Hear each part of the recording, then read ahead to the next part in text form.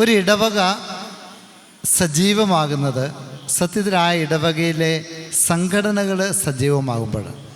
നമുക്കറിയാം, നമ്മുടെ ശരീരത്തിലേക്ക് നോക്കിക്കഴിഞ്ഞാൽ നമ്മുടെ ശരീരത്തിൻ്റെ ഓരോ കോശത്തിലും രക്തം എത്തിക്കുന്ന ഒരു സിരാനിര വ്യൂഹം നമ്മുടെ ശരീരത്തിലുണ്ട്.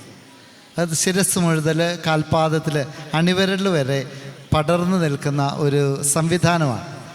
ഈ ഞരമ്പുകളുടെ അല്ലെങ്കിൽ സിരകളുടെ വ്യൂഹത്തിൽ എന്തെങ്കിലും സംഭവിച്ചാൽ നമ്മളുടെ ജീവിതം ബുദ്ധിമുട്ടിലാവും.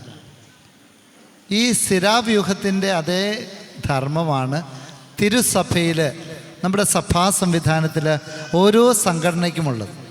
വിവിധങ്ങളായ സംഘടനകളുടെ പ്രസിഡൻറ്റുമാർ, നേതാക്കന്മാരാണ് ഈ സ്റ്റേജിലിരിക്കുന്നത്.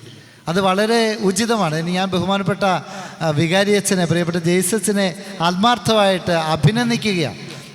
നമുക്കൊരു നല്ല കയ്യടി കൊടുക്കാം.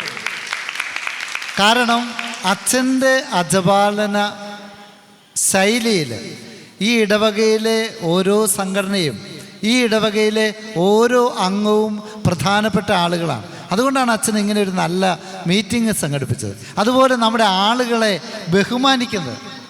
നമ്മൾ കഴിഞ്ഞ ദിവസം ഞാൻ എവിടെയോ ഒരു AKCCയുടെ മീറ്റിംഗ് നടത്തിയപ്പോൾ ഞാൻ പറഞ്ഞു, നമ്മുടെ ഫൊറോന തലത്തിൽ, യൂണിറ്റ് തലത്തിലൊക്കെ ഒരു ഫ്ലക്സ് വെക്കണം. നമ്മുടെ ഫൊറോന നേതാക്കന്മാരുടെ ഫോട്ടോ ആ ഫ്ലക്സിൽ വേണം. അല്ലെങ്കിൽ യൂണിറ്റ് തലത്തിൽ നമ്മുടെ നേതാക്കന്മാരുടെ ഫോട്ടോ വേണം. ആരും എഴുന്നേറ്റ് പറഞ്ഞു, ഇതെന്തിനാ അങ്ങനെയൊക്കെ പ്രകടനം നടത്താൻ വേണ്ടിയാണ് ഇത്. ഞാൻ പറഞ്ഞല്ലാതെ നമ്മുടെ നേതാക്കന്മാരെ നമ്മൾ കട്ടിക്കീഴെയാണോ കൊണ്ട് വെക്കണ്ടേ? നമ്മുടെ നേതാക്കന്മാരെ ലോകം അറിയണം, നമ്മുടെ നേതാക്കന്മാരെ നമ്മുടെ ജനങ്ങൾ അറിയണം. അങ്ങനെ വന്നാലേ നമുക്ക് ഈ സമുദായത്തിന് നല്ല നേതൃത്വം ഉണ്ടാവുകയുള്ളൂ. അവരെല്ലാം സമ്മതിച്ചു. ഞാനതുകൊണ്ട് കേരളം ഒട്ടുക്ക് അല്ലെങ്കിൽ ആഗോളതലത്തിൽ കത്തോലിക്ക കോൺഗ്രസിൻ്റെ നേതാക്കന്മാരോട് പറഞ്ഞു, നമ്മളാണ് നമ്മുടെ നേതാക്കന്മാരെ വളർത്തുന്നതും തളർത്തുന്നതും. വളർത്തണമെങ്കിൽ നമ്മൾ അംഗീകരിക്കണം. നമ്മൾ സുറിയാനി ക്രിസ്ത്യാനികൾക്കൊരു ചെറിയ കുഴപ്പമുണ്ട്. നമ്മുടെ ഒരു വലിയ പ്രശ്നമാണ് ഈ അസൂയ. ആരെങ്കിലും വളർന്ന ഉടനെ മറ്റുള്ളവർ കാലെ പിടിച്ച് താഴോട്ടിടാൻ നോക്കും. ആദ്യ കാലഘട്ടത്തിൽ ഞാൻ തന്നെ ഇത് അനുഭവിച്ചതാണ്. കവിലച്ഛൻ ആൾ കളിക്കാൻ വേണ്ടിയാണ് ഈ മീറ്റിങ്ങുകളെന്ന് പറഞ്ഞ ആളുകളുണ്ട്. ഞങ്ങളുടെ കൂട്ടത്തിൽ ഉടുപ്പിട്ടവർ തന്നെ പറഞ്ഞിട്ടുണ്ട്. പക്ഷെ ഞാനതൊന്നും ശ്രദ്ധിച്ചില്ല. നമ്മൾ ഒരുമിച്ച് നിന്നാൽ നമുക്ക് തന്നെയാണ് അതിൻ്റെ ഗുണം. അതുകൊണ്ട് നമ്മൾ ആദ്യമേ പഠിക്കേണ്ട ഒരു കാര്യം, നമ്മുടെ ആളുകളെ അംഗീകരിക്കാൻ നമ്മൾ പഠിക്കണം. നമ്മുടെ നേതാക്കന്മാരെ വളർത്താൻ നമ്മൾ പഠിക്കണം. കഴിഞ്ഞ വർഷമാണ് എൻ്റെ ഓർമ്മ, എറണാകുളത്ത് മൗണ്ട് സെൻറ്റ് തോമസിൽ വെച്ച് നമ്മുടെ യുവജനങ്ങളിൽ നിന്ന് നേതാക്കന്മാരെ വളർത്തിയെടുക്കാൻ വേണ്ടി ഒരു ക്യാമ്പ് നടത്തി. എല്ലാ രൂപതകളിൽ നിന്നും സെലക്ട് ചെയ്യപ്പെട്ട യുവജന നേതാക്കളെയാണ് അവിടെ വിളിച്ചത്. അപ്പോൾ അവിടെ നടന്ന ക്ലാസ്സുകളിൽ ഈ ന്യൂസ് 18 അസോസിയേറ്റ് ചീഫായിരിക്കുന്ന ടോം കുര്യാക്കോസ് സാർ എന്ന മാധ്യമപ്രവർത്തകൻ, നിങ്ങൾ അദ്ദേഹത്തെ അറിയുമായിരിക്കും. ഈ ന്യൂസ് 18 ക്രൈം എന്ന സീരിയൽ ചെയ്യുന്ന ആളാണ്. അദ്ദേഹം വളരെ പ്രശസ്തനാണ്. അദ്ദേഹം അവിടെ നിന്ന് നമുക്ക് വേണ്ടി ക്ലാസ് എടുത്തു. ആ ക്ലാസ് എടുത്തതിൻ്റെ അകത്ത് നിന്ന് അദ്ദേഹം ചോദിച്ചു, ഇതിലെത്ര പേര്, അവിടെ ഉണ്ടായിരുന്ന ആളുകൾ പലരും രാഷ്ട്രീയത്തിൽ പ്രവർത്തിക്കുന്ന ആളുകളായിരുന്നു, ഇതിലെത്ര പേര് സഭ വളർത്തിയിട്ട് വന്നിട്ടുണ്ട് എന്ന് ചോദിച്ചു. കുറേ പേര് കൈപൊക്കി. കുറേ പേര് പറഞ്ഞു, ഞങ്ങൾ മിഷൻ ലീഗ് പ്രവർത്തിച്ചിട്ടുണ്ട്, നമ്മുടെ ജിതിനച്ചന് സന്തോഷിക്കാം, മിഷൻ ലീഗ് പ്രവർത്തിച്ചിട്ടുണ്ട്, KCM പ്രവർത്തിച്ചിട്ടുണ്ട് എന്നൊക്കെ പറഞ്ഞു. പക്ഷെ മറ്റ് പലരും അങ്ങനെ കൈപൊക്കാനില്ലായിരുന്നു. അപ്പോൾ അദ്ദേഹം ചോദിച്ചു, നമ്മുടെ സഭാ സംവിധാനത്തിൽ, നമ്മുടെ സംഘടനകളിൽ നമ്മൾ വിവിധ തരത്തിലുള്ള മത്സരങ്ങൾ നടത്തും, പരിപാടികൾ നടത്തും. അതിൽ മുന്നിട്ട് നിൽക്കുന്ന കുട്ടികളിൽ എത്ര പേരെ നമ്മൾ നേതാക്കളായിട്ട് വളർത്തിയെടുത്തിട്ടുണ്ട്? എന്തുകൊണ്ടാണ് നമ്മുടെ ആളുകൾ വിവിധ രാഷ്ട്രീയ പാർട്ടികളിലോ സർക്കാരിൻ്റെ മേഖലകളിലോ നേതൃനിരയിലേക്ക് വരാത്തത്? നമ്മൾ വളർത്തിയെടുക്കാത്തത് കൊണ്ടാണ്. പ്രിയപ്പെട്ടവരെ, ഇനി മുതൽ അതിന് മാറ്റം വരണം.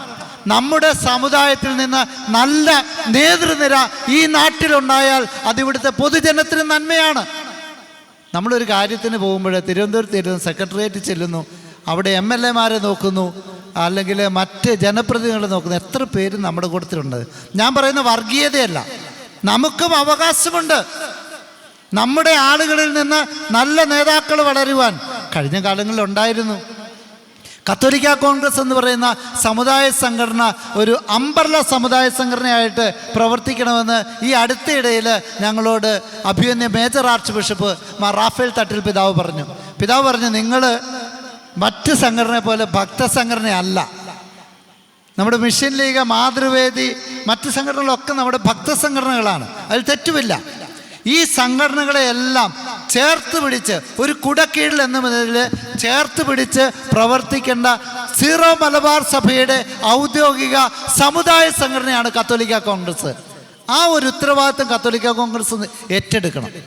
ഈ ഉത്തരവാദിത്വം ഏറ്റെടുക്കുമ്പോൾ ഓരോ സംഘടനയും നമ്മൾ വളർത്തണം, പരസ്പരം സഹകരിച്ച് പ്രവർത്തിക്കണം. അതിൻ്റെ ഭാഗമാണ് ഈ ദിയാക്കോണിയ. ദിയാക്കോണിയ എന്ന് പറഞ്ഞാൽ എന്താണെന്ന് നിങ്ങൾക്ക് അറിയാമല്ലോ അല്ലേ? ചിലരൊക്കെ അതിനെ മറ്റു പേരൊക്കെ ഇട്ട് വിളിച്ചു. നമ്മുടെ അഭിമന്യ മാർ ജോസഫ് പാമ്പ്ളാനി പിതാവ് കണ്ടുപിടിച്ച് ഇട്ട പേരാണ് ഇത്. അദ്ദേഹത്തിൻ്റെ ഭാവനയിൽ വിരിഞ്ഞ ഒരു സങ്കല്പമാണിത്. നമ്മുടെ രൂപതയിൽ, നമ്മുടെ ഇടവകകളിൽ സംഘടനകൾ ഒറ്റക്കെട്ടായിട്ട് പ്രവർത്തിക്കണം. ഓരോരുത്തരുടെ വഴിക്ക് പോകാതെ ഒരു പൊതു കാഴ്ചപ്പാടോടെ സഹകരിച്ച് പ്രവർത്തിക്കണമെന്ന് പിതാവ് പറഞ്ഞു. അതിനാണ് ദിയാക്കോണിയ എന്ന പേരിട്ടത്. അത് ശരിക്കും പറഞ്ഞാൽ അജപാലന ഏകോപന സമിതി എന്നാണ് ഇതിൻ്റെ പേര്. ഞാൻ ഈ അതിരൂപതയുടെ പാസ്റ്ററൽ കോർഡിനേറ്റർ ആയതുകൊണ്ട് ഞാൻ ഇത് സംഘടിപ്പിച്ചിരുന്ന ആളാണ്. വർഷത്തിൽ 4 പ്രാവശ്യം തലശ്ശേരി വെച്ച് നമ്മുടെ സംഘടനകളുടെ നേതാക്കന്മാരെ വിളിച്ച് ചർച്ചകളും കാര്യക്ഷമമായ പദ്ധതികൾക്കുള്ള നിർദ്ദേശങ്ങൾ അവിടെ നടത്തിയിരുന്നു. അതിൽ നിന്നാണ് ഈ ദിയാക്കോണിയ വരുന്നത്. ഈ അജപാലന ഏകോപന സമിതി ഓരോ ഇടവകയിലും വേണം. അങ്ങനെ ഉണ്ടെങ്കിലേ നമ്മുടെ ഇടവക പ്രവർത്തനം ശക്തമാവുകയുള്ളൂ. ചിലരിന്നാൾ ചോദിച്ചു, എന്തിനാ അച്ഛാ നമ്മുടെ സഭാ സംവിധാനങ്ങളുള്ളപ്പോൾ ഇങ്ങനെ വീണ്ടും സമുദായ സംഘടനയൊക്കെ? ഞാൻ പറയും, ഇതൊരു നാണയത്തിൻ്റെ ഇരുവശങ്ങളാണ്.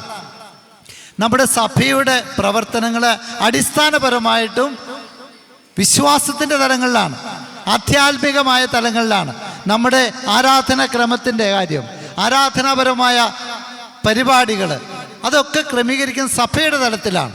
അതേസമയം നമ്മൾ ജീവിക്കുന്നത് പൊതുസമൂഹത്തിലാണ്. ഈ പൊതുസമൂഹത്തിൽ നമ്മുടെ സാംസ്കാരിക രംഗത്ത്, സാമ്പത്തിക രംഗത്ത്, സാമൂഹിക രംഗത്ത്, രാഷ്ട്രീയ രംഗത്ത് സഭയ്ക്ക് ഇടപെടാൻ പറ്റിയല്ല. ഒരച്ഛൻ രാഷ്ട്രീയം പറഞ്ഞാൽ ഉടനെ പ്രശ്നമായി. നമ്മൾക്ക് അവിടെ നമുക്ക് വേണ്ടി സംസാരിക്കേണ്ടത് നമ്മുടെ സമുദായ സംഘടനയായിരിക്കണം.